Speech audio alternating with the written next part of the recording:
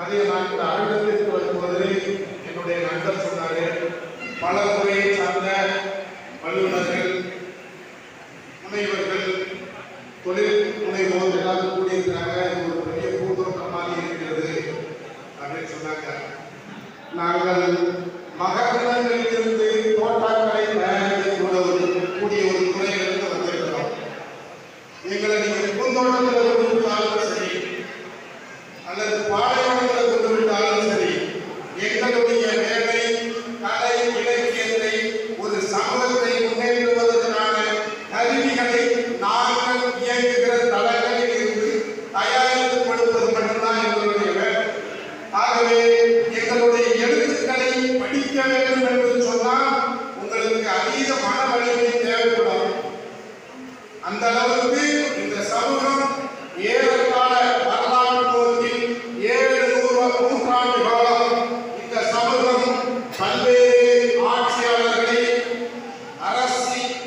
அரசு அதிகார வர்க்கத்தை எதிர்த்து போராடி இன்று தொழில் வணிகத்தில் நாம் ஒரு பெரிய முன்னேற்றத்தை வாழ்க்கையை நிகழ்த்த வேண்டும் என்று சொல்லி இந்த இடத்துல கூடியிருக்கிறோம். என்னுடைய கருத்துப்படி நாங்கள் படிப்பதும் எழுதுவதும் ஒரே ஒரு பொருள்தான், போராட்டம். இந்த சமூகம் அதிகாரத்தை கைப்பற்ற வேண்டும். ஆட்சி அதிகாரமும் அரசியல் அதிகாரமும் இல்லாத ஒரு சமூகமாக இந்த சமூகம் இருக்கிறது. அதனை கைப்பற்றுவதற்கு ஒரு போரை தான் நாம் நடத்தணும். நாம் சொல்லலாம், எல்லாரும் சொல்லுவாங்க, நாம் அகிம்சை வழியில் நம்முடைய கருத்துக்களை தாள்களில் எழுதி மேசைகளில் வைத்தால் போதும், உடனே நமக்கு அதிகார வர்க்கம் நம்மளுடைய கோரிக்கையை ஏற்றுக்கொண்டு நாம் நினைத்ததை எல்லாம் செய்து கொடுக்கும் என்று எல்லாரும் சொல்லுவாங்க. நான் நிறைய கேட்டிருக்கிறேன். 33 ஆண்டுகளும் இதே கதையை கேட்டிருக்கிறோம். எதுவுமே எதை செய்தாலும் நீங்கள் ஒரு போராட்ட களத்தில் தான் இருக்கிறீர்கள், ஒரு போரில் தான் ஈடுபட்டுக் கொண்டிருக்கிறீர்கள். இங்கு ஒரு போர் நடந்து கொண்டிருக்கிறது. அது கலை இலக்கியமாக இருந்தாலும் சரி, தொழில் வணிகமாக இருந்தாலும் சரி, உளவியலாக இருந்தாலும் சரி, அரசியலாக இருந்தாலும் சரி, வாழ்வியலாக இருந்தாலும் சரி, எல்லா நிலைகளிலும் இந்த சமூகம் அதற்கு உரிய இடத்திற்கு வருவதற்காக போராடி கொண்டிருக்கிறது. தமிழ்நாட்டிலே மக்கள் தொகை எண்ணிக்கை 3வது பெரிய சமூகம், நிறைய கல்வியாளர்கள் நிறைந்த சமூகம், இலக்கியவாதிகள் நிறைந்த சமூகம், போராளிகள் நிறைந்த சமூகம், துறைசார் வல்லுநர்கள் நிறைந்த சமூகம். பட்டியலில் பார்க்கிறோம். எல்லா தளங்களிலும் பெரும் எண்ணிக்கையில் இருக்கிறார்கள். எல்லா தளங்களிலும் பெரும் எண்ணிக்கையில் இருக்கக்கூடிய ஒரு சமூகம் ஏன் சமூக நிலையில் சமூகத்தின் கடைக்கோடியில் நிறுத்தி வைக்கப்பட்டிருக்கிறது?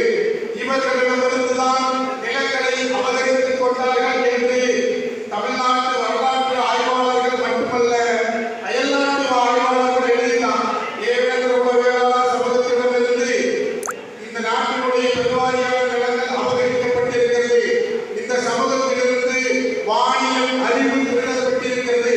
இந்த சமூகத்திலிருந்து நீதியல் அறிவு திருடப்பட்டிருக்கிறது. இந்த சமூகத்திலிருந்து உளவியல் அறிவு திருடப்பட்டிருக்கிறது.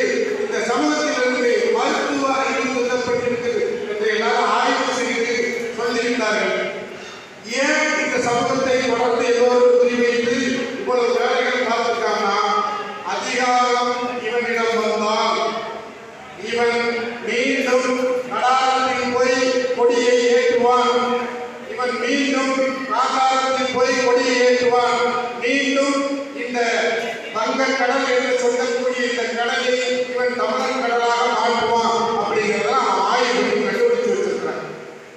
நீங்க எதை எடுத்தாலும் சமவெளி சார்ந்த உற்பத்தி முறையில் தான் உலக வரலாற்றை தீர்மானிக்கு. தமிழ்நாட்டு வரலாற்றை தீர்மானித்த இந்த சமூகம் இன்னைக்கு எங்க இருக்குது, எதை நோக்கி சென்று கொண்டிருக்கிறது என்பதை நாம் புரிந்து கொள்ள வேண்டும். அதற்கேற்ப சொன்னாங்க, இந்த கருத்தில் எங்களுக்கு உடன்பாடு தான். தொழில் வணிகங்களை மேலோங்கி வரணும், பெரும் பொருளாதாரத்தை திரட்டணும், இந்த சமூகம் பிற சமூகங்கள் வியந்து பார்க்கிற அளவுக்கு வளர்ச்சிடணும். எல்லாம் சரிதான். தக்க வைப்பதற்கு நீங்க என்ன செய்வீங்க?